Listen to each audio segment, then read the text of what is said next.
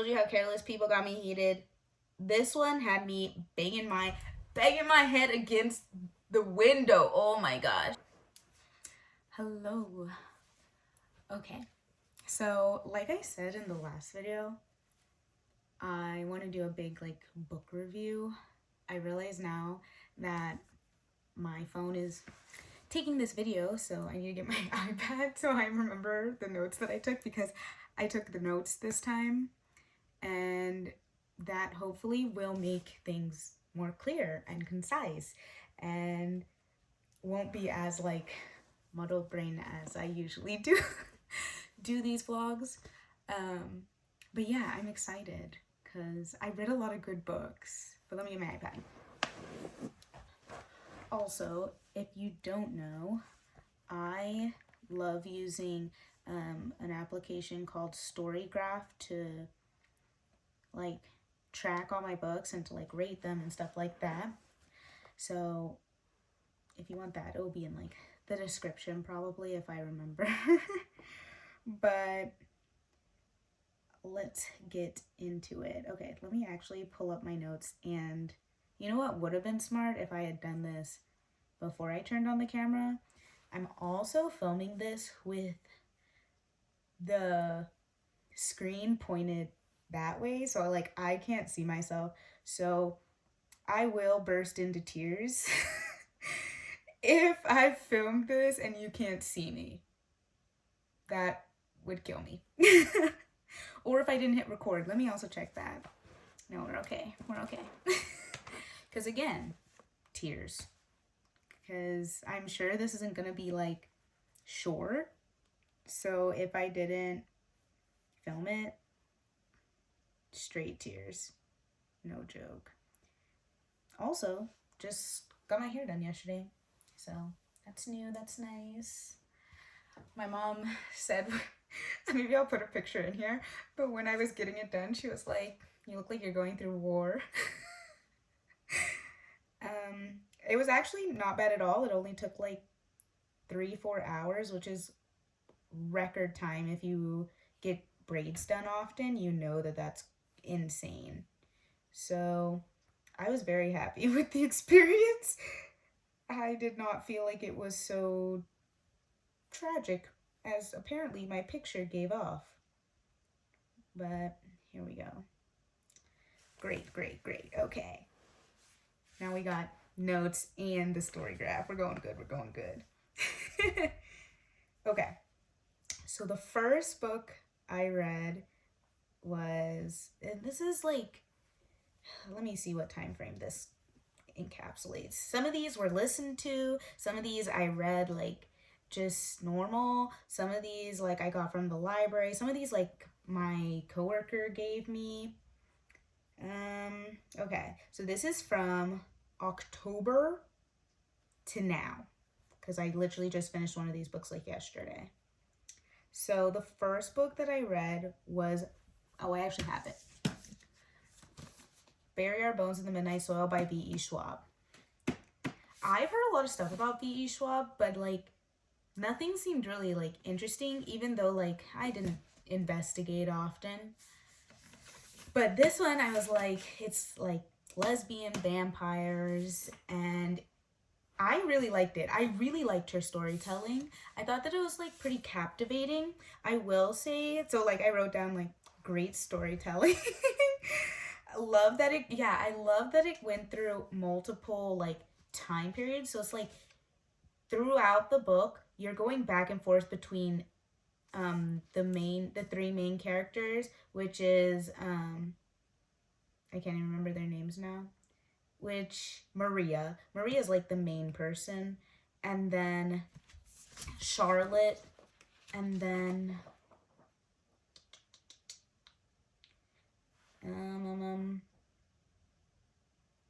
Maria, Charlotte, Alice.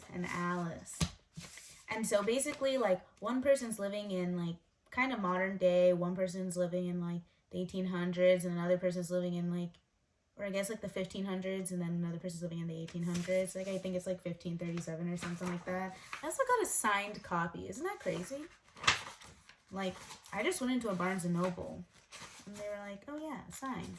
Okay, there you go. 1532. So, like, there's a lot of, like, time jumping, but I think it kept the story lively because otherwise, like, I'm easily bored.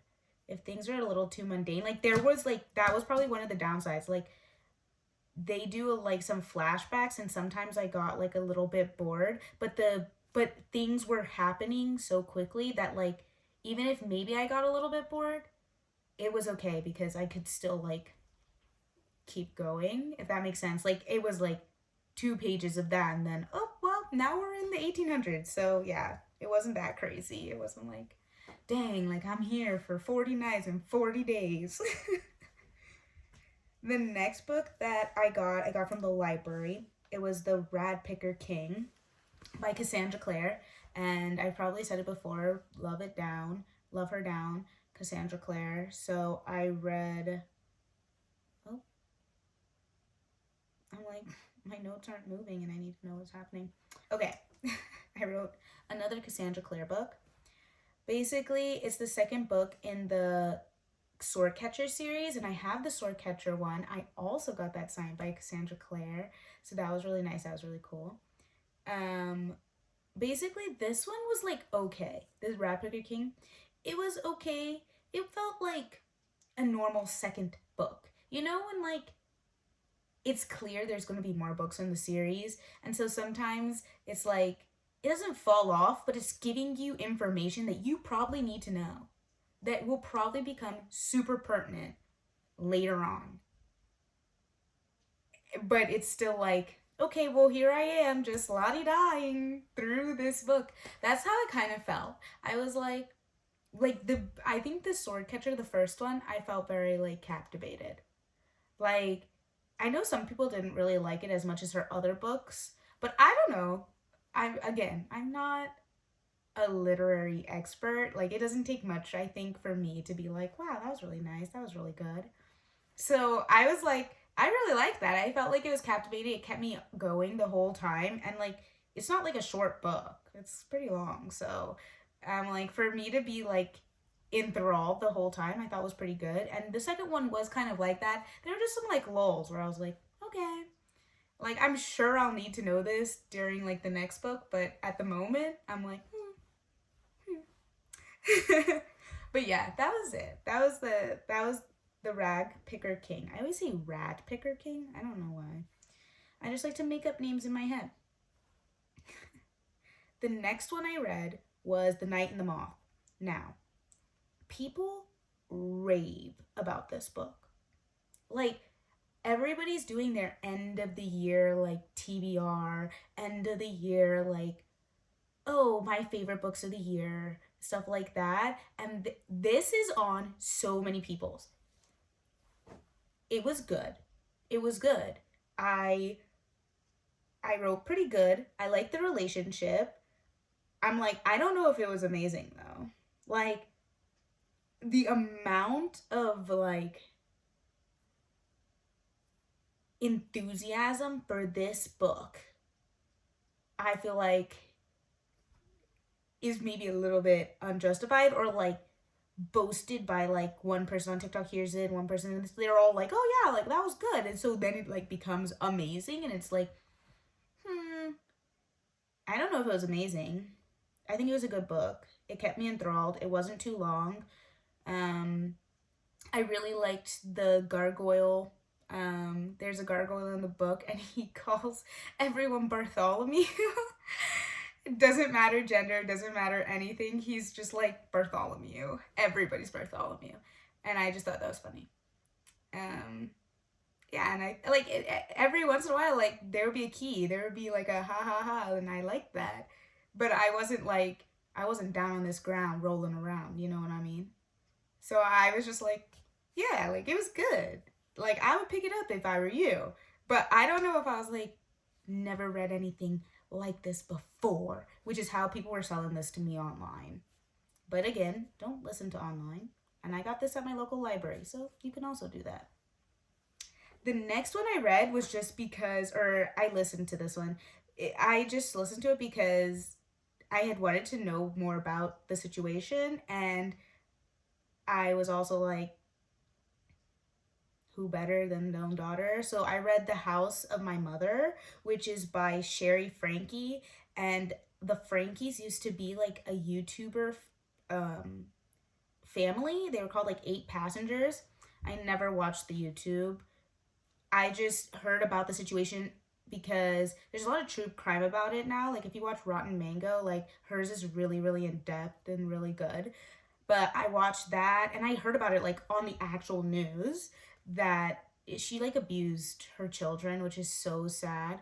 Um, and it just basically talks, Sherry Frankie talks about like not birth, but like birth to now, how they got to this point and her experience going through it and stuff like that. And I thought that was very powerful just because it's like, it was such a sad story, but obviously, like, she's done some type of therapeutic work to be able to share it. And I'm like, yeah, queen, talk your talk. And so I liked it, but I don't think you can not like it. Like it's her retelling her um upbringing. Like there's not a lot of like, well, only if this happened. It's like, no, like this is just what happened. So I liked it. It was like, it was good. It was sad. I mean, we all know how the ending is, but like it sounds like their family is really like building. But I also don't like follow her or like anything about them. It was just because I was like, I had a lull in time and I was like, oh, like I would love to hear about what she experienced, which was very sad and crazy. So, like many, I feel like there are lots of trigger warnings. So definitely go look at the trigger warnings before you like pick it up physically or like audioed. The next thing I read was at the end of October. So I listened to Thorn season. This is something that I think I heard about just on like book YouTube because that's where I get a lot of my like recommendations. And it was a newer fantasy, if I'm correct. Yeah, it came out this year. The second book, there's supposed to be another book. I don't think it even has like a title yet. I'm not 100% sure. But like, in my opinion, it was kind of weak. Like, I feel like I was just chugging along. Like I didn't want to leave it, but I also was like, I don't care. I don't care about you, like the main character girl. I don't care about your situation. You know, there's some other books that I read recently that I'll get to that I think the characters, I care for them, you know? I didn't care for her. Like I didn't care what happened to her, which is terrible. Terrible to say, but like as like a fantasy, like I don't, she's not a real person type of thing. I didn't care what happened to her. I was like, okay, girl, do your thing. Like I was just like okay, next. So I won't be continuing it. I feel like one was enough. It's not that big, it's not that long to listen to either. So I'm like, just to see if you like it, I would never say like don't read it at all because who knows? Maybe in that second book, she's really gonna have the writer's name is Kiara Azar. I like her name, Kiara. Um, Maybe she really gonna have some come up in that second book, but I was just like, It's called Thorn season. It's basically like this. It's kind of like the selection. Like I think that's how it was. Like, what's it called? Introduced. Like when book YouTubers like talk about it, or even like Goodreads and stuff like that. They give out like, oh, this is like this and this, which I kind of hate. But this one kind of was like that. Like think of the most like only if you're thinking about it, like it's kind of like the selection, but without the part where you actually care about anything that's happening. Because I really liked the selection, and I think that was probably one of the reasons I even picked it up in the first place. But, like, I think the selection kept you on your toes. I haven't read the selection since I was in high school. So this is me like recalling what high school me knew about that book or those books, but I'm like, there is a selection-y type of thing that goes on, but it's not even really. Like, I have no comparisons at all.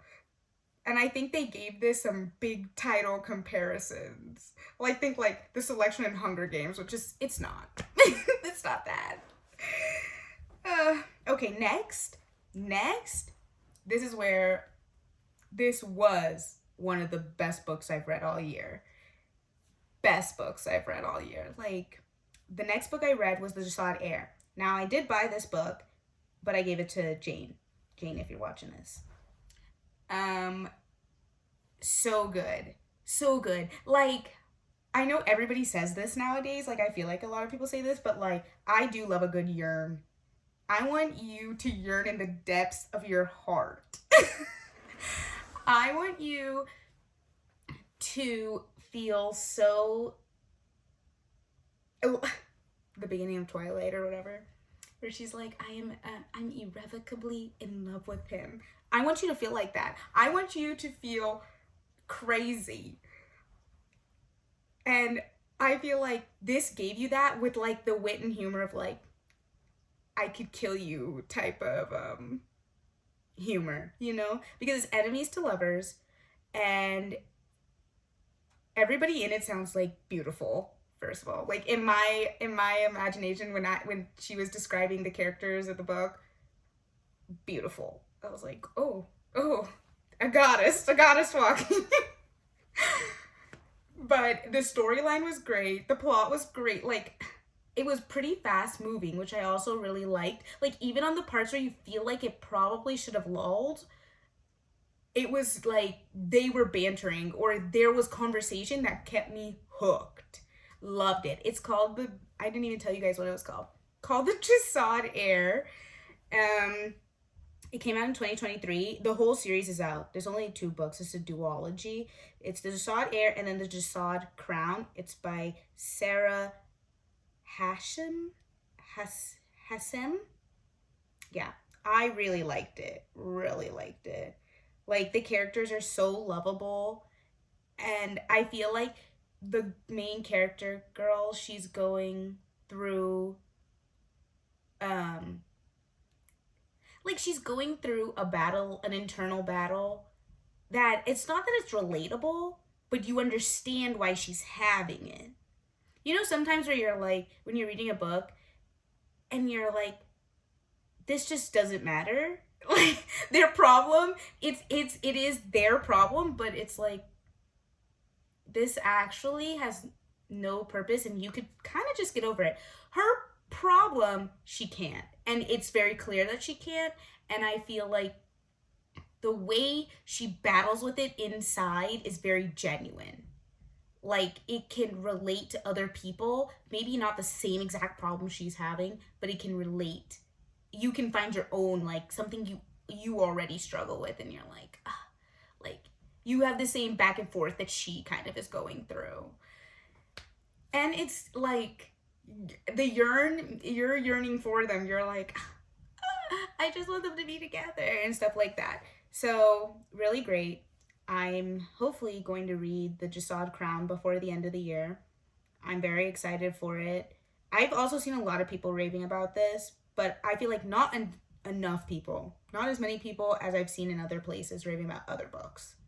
So, The Jasid Heir and The Jasid Crown. The next book I read is called Careless People. Now, this one I listened to, and I got it from the library. I got the audio from the library. I have like a hard time with this one because I feel like the narrator was really unreliable.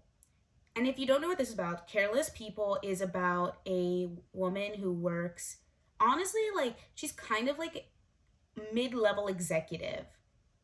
Like, she's not C-suite, but she's high up enough where she is talking with direct leadership. So she works at Facebook, and she talks about, like, basically how before Facebook is what we know now to Meta, But before it, she saw Facebook as a means for global change, right? Where we know Mark Zuckerberg now is super close with like Trump and stuff and other world leaders as well, but also because Meta, Facebook, they hold so much information, right? It's like beyond being a social media platform, they are probably one of the number one, like, if they're not the most, I could only imagine it's the federal government, but they have the most information on people, on us as individuals. And basically, like, she understood that people were like changing elections, right, in their favor. But she, in the book, she claims that she wants to do that. She could see it from the beginning that Facebook had this type of potential, that it could do good things in elections, not like fraud. Well, we obviously know it ends up into like fraud or like bad stuff, but in the book, like I said though, I think she's an unreliable narrator. In the book, she claims that she feels like she sees global change. She had worked at the UN before, so she already knew a lot of like leaders and stuff like that. And basically, it just talks about her whole experience at Facebook, what is now Meta. Now, she is low-key insufferable, the narrator. And I think about it and I'm like, maybe I'm being too harsh on her, because it's easy to be harsh on her from hindsight, right? So I'm like, okay, like, let me take 10 steps back and be like, give her some compassion. And I want to do that, but then again and again, she does things in this book, or she tries to justify things in this book, and I'm like, no. Like, how far would you sell your soul, right? How far would you know something bad is happening, know something inappropriate is happening, and be like, but I need to stay here to protect everyone else? I just don't believe if you're not in a executive position, or if you've been shown that you are being silenced, it doesn't help anyone to stay there. You know what I'm saying? It'd be one thing if she wrote this book while, and at the end she explained how like the extra information about what happened to Meta or Facebook after like 2013, because 2015 is really when things like hit the fan for them. It's like if she would have said like, oh, like I left at 2013, I would have been like, oh, okay, like there's salvageable things about your personhood. But I also understand, me taking those 10 steps back, I also can understand that it sounds like a cult. It sounds like a cult from every direction. And, you know, when you're in a cult or you're just in a like really toxic environment that's been made to feel normal, you can't leave, because if you leave, you're weak. So I also have a problem with, I feel like, I think I wrote this down too, like with, I said she withstood things out of pride rather than real, I need to change things. I think it would have hurt her ego to leave in the manner that she was being pushed to. And in the end, it happened anyway. In the end, her pride got her nowhere because she still got pushed out. And I think that's what really made me angry. Like, I remember when I heard the end, like near the end, I just like took out my headphones and I was like, what's wrong with her? I think if she had left, she could have taken something with her, right?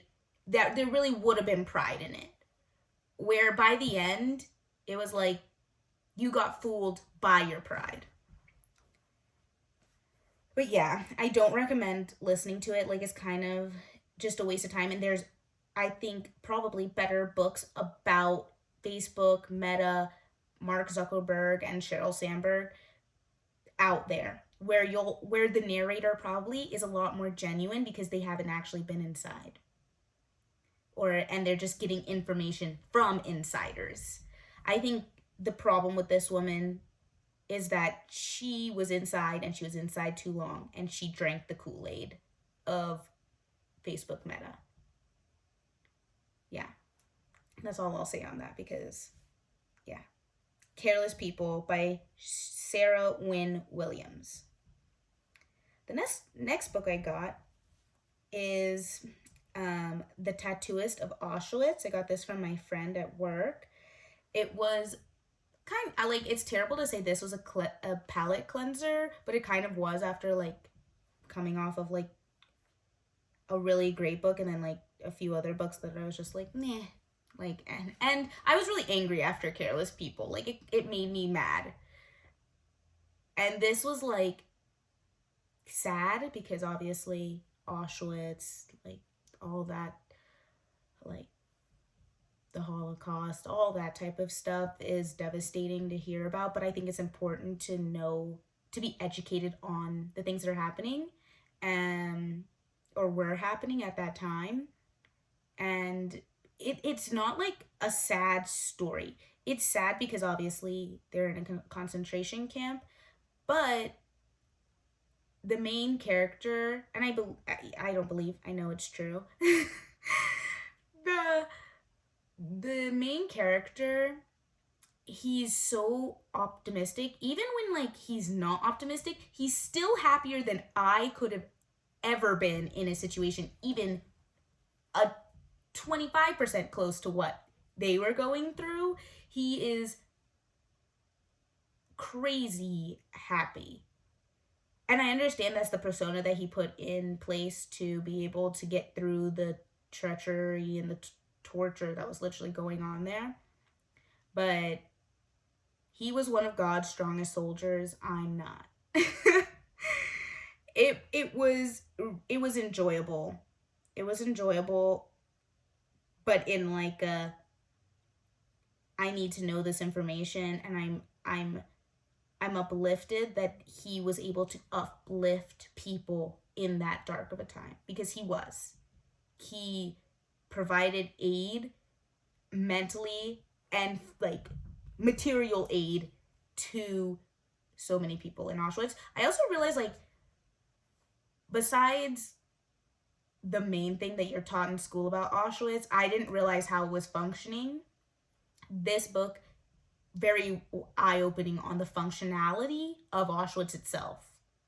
Yeah, it's The Tattooist of Auschwitz by Heather Morris. The next book I read. I told you how Careless People got me heated.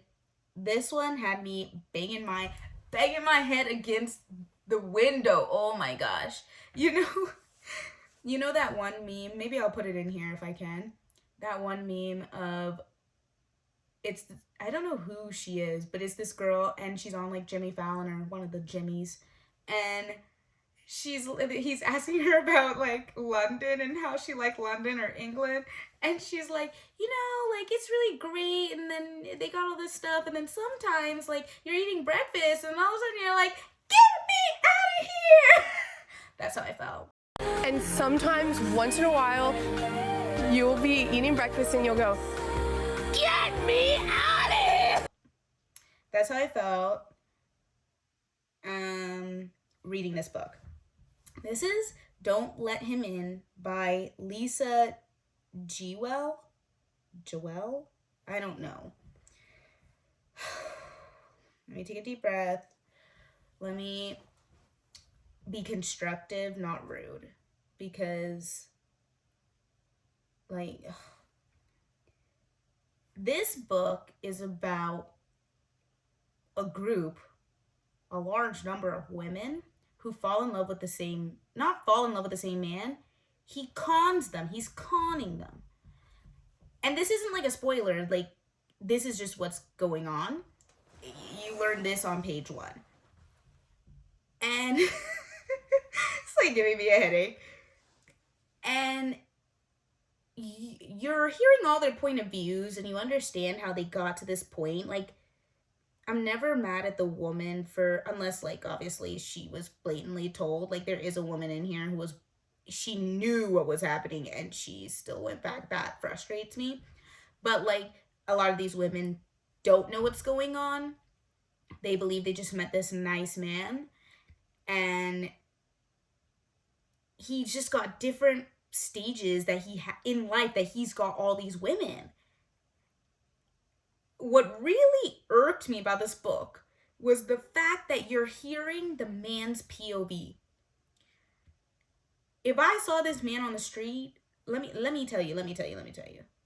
If I saw this man on the street, it would be right there on sight. I didn't need to hear his mind. I didn't need to hear how he felt, ever. Maybe I'm a terrible person, but I didn't care. I don't care how you feel on this Tuesday about this woman. I don't care that things are hard for you, because he is the epitome of a man who believes the world has wronged him, and women are the culprits of that wronging, if that makes sense. And inside his mind, because that's what a POV is, right? Like, you're in their head listening to them think and interact with the world. I was just like, no. Never do I need to know what you're thinking. I don't care. I didn't ask. And I think that ruined the book for me. I think if I only heard the female POVs, and I was like, maybe the last chapter or the last few chapters were his POV at the end, but it's constant. If anything, 25% of the book is just him. No, I don't need that. I don't care. Yeah, that's all I can say. It's a short book. That's Don't Let Him In by Lisa Joelle. Wow, that gave me like a migraine. The next one that I read The Clockwork Princess. This is the last book in the Infernal Devices series. I know I talked about this before on this channel. Like, I've got another. Another Cassandra Clare book, because that's my girl. Love her down. This was great. I expect nothing less from her, but this was great. Had me crying in the braiding chair, and them like, what's wrong with you? And I'm like, things are just happening in the book that are sad. Like, it also helped that I knew things that were already going to happen because I had read the Mortal Devices, and I've read the other ones with Julian and Emma. I don't remember, like Lady Midnight, I think is one of the names of the books. I read those when I was in like high school, and I just never read these, and so I knew a lot of stuff that was already going to happen, so it made it better because I like to know the ending before I get into it. I want to know what's going to happen is what I think is going to happen, because if it's not and I don't like it, I will put the book down. Because again, I have autonomy, I have free will. So yeah, this was great. Cassandra Clare really knows how to tie up loose ends and like just make everything just a bow. I love that because it makes things feel so full circle. Stephanie Meyers, I think, is also really good about that in Twilight. Like, there was a lot of lore that could have been adventured, but Edward and Bella's story tied. It was a shoot, and I appreciate that. Same, Miss Cassandra does that well across series, which I love. I think in the acknowledgments, she writes something that I thought was great. What does she say? Or maybe it's not the acknowledgments, it's like this, like, I guess a second epilogue, but she says, I hope I don't get copyrighted. I don't think I will. I'm not reading a lot. Where is it? Oh, okay, here it is, here it is. The infernal devices began with a daydream of Jem and Tessa on Black. Also, this could be a spoiler. I don't know how much of a spoiler, but if you want to stop, stop now. I'll start again. The infernal devices began with a daydream of Jem and Tessa on Black Farrers Bridge, and I think it is fitting that it ends there too. I love that, because it is. And to just tie it back to there as well, because she ties up everything so neatly, so nicely. I love it, I love it, I love it. Because it just makes me feel like I have feelings that I had when I read the other books that maybe I didn't remember, but I now remember because she tied it up here. That made my heart warm, as she does when she writes her characters. So I loved that. Yeah, I said amazing plot. Love ties between other series and wrapped up everything so nicely in a bow. I loved it. I loved it, and I will forever like reread all these books because I feel like Cassandra Clare just knows how to write for me. Like, I'll be sobbing, I'll be laughing, I'll be like, wow, like, what is this place? You know? And I don't know, I think she's like right up my alley, and it might just be because she was like one of the first authors I like ever fully read a book from. But yeah, always love it. That wraps up all the books I read between October, November. Now, right now I am reading Onyx Storm. I've read the other ones, like Fourth Wing and Iron Flame, and I'm going to tell you what I feel like right now. I'm 364 pages in. I'm doing a combination of like reading the page and listening to it. I like it. Like, the plot is there. That's literally what I wrote. I said the plot is there. I thought Iron Flame, great. I liked it more than I liked Fourth Wing. So far, I still like Iron Flame better. But like I said, there's still like, I don't know, like 200 pages left. I don't know. Yeah, there's like, how many pages are in this copy?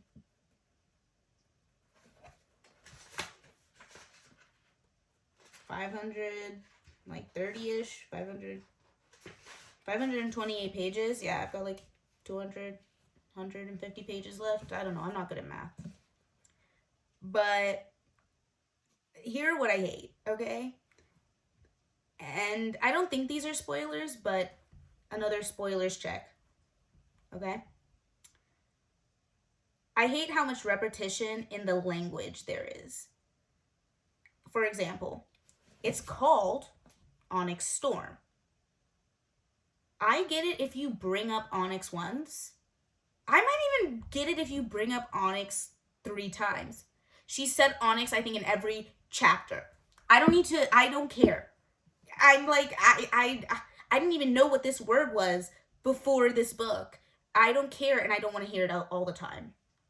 Next thing, she keeps saying the joke falls flat. You could also just say no one laughed, or you could just let it hang. I also think that's like a thing. I've seen people online explaining how like authors nowadays in a lot of romance books, sometimes they're not hitting as good because the author feels the need to describe and say everything. Like, they think we're stupid as the reader. Like, obviously they don't, but they're treating us like that, right? And so they're saying all this stuff where that could be just implied. And it's like, you know, like if someone says a joke and then like nothing is said afterwards, like there's no dialogue afterwards, and people just pick up where they left off, I'm gonna assume no one laughed, right? She said the joke falls flat at least twice now in the last, like, I don't know, 100 pages. And I don't know why, but that grinds my gears. I think it's because I was already on something. Like, I was already on one for Onyx, like that word. That now, like, when things are repeated, I'm like, why?